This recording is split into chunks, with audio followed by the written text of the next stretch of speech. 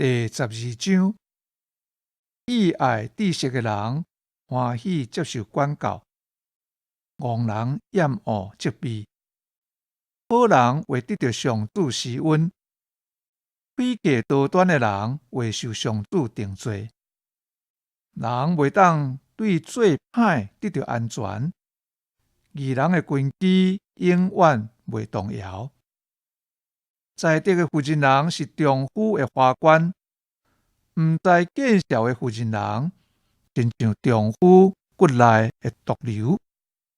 义人的意念是正，歹人的计谋开诈，歹人的言论长胆要害人。正直人的嘴会救人，歹人会受车倒消失，义人的家会坚固。人因为智慧受懊恼，心歪曲是非会受藐视。卑贱的人趁有食，较赢放风自大的人无面通食。义人关心情生的性命，歹人连对人同情都残忍。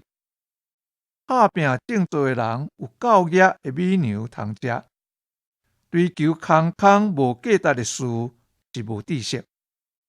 歹人贪爱邪恶的人抢来的财物，义人的君会结家子。邪恶的人因为对盾的计策，剥落家己的罗网，义人会脱离患难。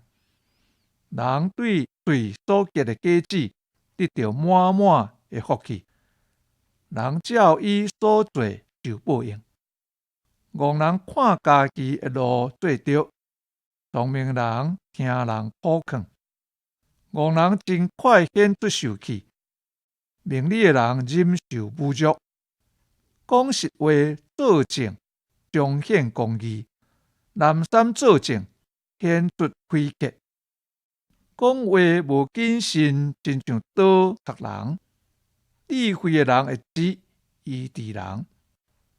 诚实的嘴永远可靠，白贼的舌只有挡一时仔久。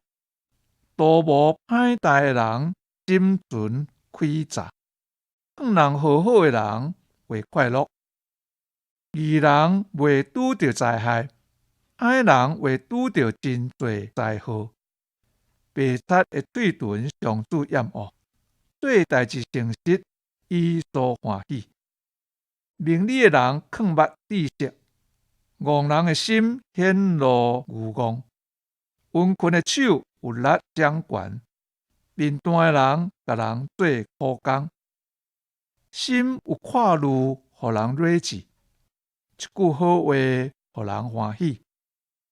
义人带厝边行正路，歹人带人行迷路。面单的人有肉嘛无要烘，打拼的人会得到宝贵的财物。正直的路，互人得到性命；邪恶的路，好到死亡。